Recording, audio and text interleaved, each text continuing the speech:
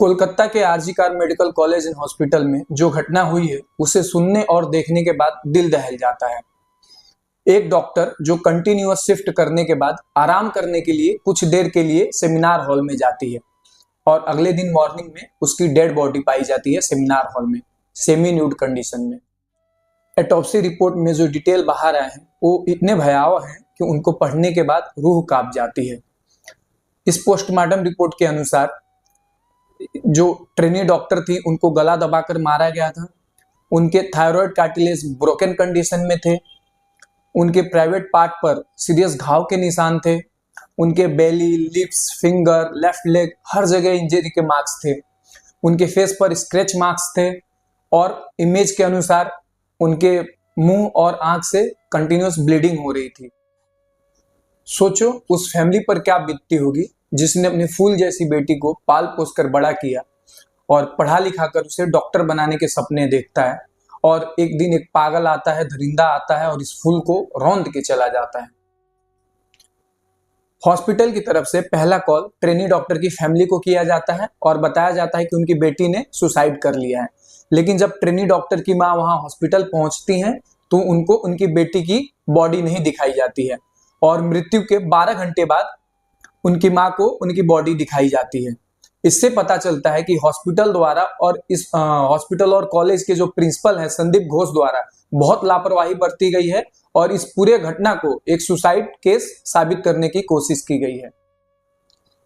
बाद में प्रोटेस्ट बढ़ने और प्रेशर बढ़ने के बाद इन्वेस्टिगेशन स्टार्ट होता है और क्वेश्चनिंग के दौरान सभी सस्पेक्ट के मोबाइल फोन ले लिए जाते हैं और इन मोबाइल फोन को बॉडी के पास पाए गए ब्लूटूथ हेडफोन डिवाइस से पेयर करने की कोशिश की जाती है और सरप्राइजिंगली संजय रॉय नाम के आदमी के मोबाइल फोन से एक ब्लूटूथ डिवाइस कनेक्ट हो जाता है और उसे तुरंत अरेस्ट कर लिया जाता है। सीसीटीवी फुटेज में भी आरोपी संजय रॉय को सेमिनार हॉल के आसपास संदिग्ध रूप से घूमते हुए पाया जाता है और अगले दिन में आरोपी संजय रॉय हॉस्पिटल को अर्ली मॉर्निंग में छोड़ देता है और इसे भी स्पॉट किया गया है। आरोपी संजय रॉय सिविक वॉलंटियर है कोलकाता पुलिस के साथ। इन्हें कॉन्ट्रैक्ट बेसिस पे रखा जाता है। ये पुलिस को अलग अलग चीजों में मदद करते हैं। इनको कुछ सैलरी दिया जाता है लेकिन रेगुलर पुलिस वालों की तरह इनको बाकी की फैसिलिटी नहीं दी जाती है। आरोपी संजय रॉय की हिस्ट्री से पता चलता है कि इसकी 4 बार शादी हुई है और हर शादी डोमेस्टिक वायलेंस की वजह से टूटी है।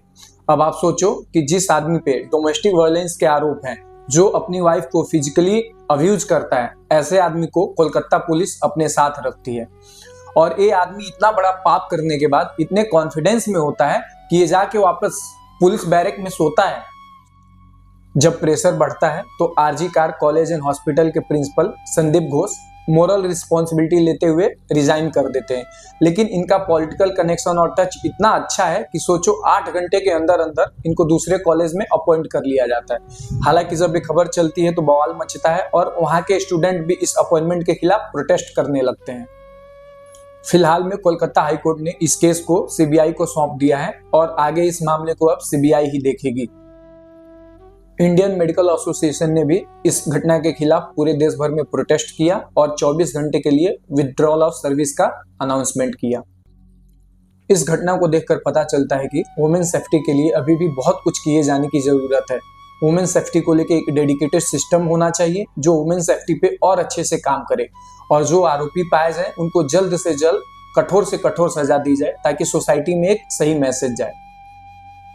इसके साथ साथ हमें माइन्यूट लेवल पे सोसाइटी में भी बहुत काम करने की जरूरत है।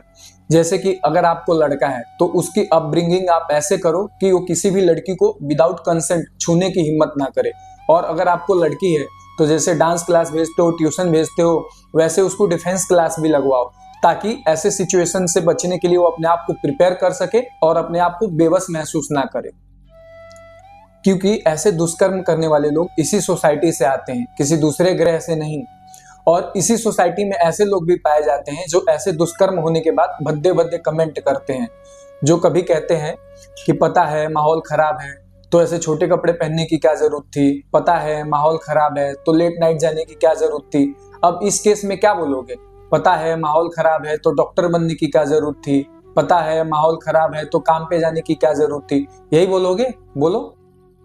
और जाते जाते अंत में ऐसे मेंटेलिटी वाले लोगों से बस यही कहना चाहूंगा कि भाई, अगर तुम अपने बहन के लिए शेर हो तो दूसरे की बहन के लिए भी शेर ही रहो। पागल कुत्ते मत बनो।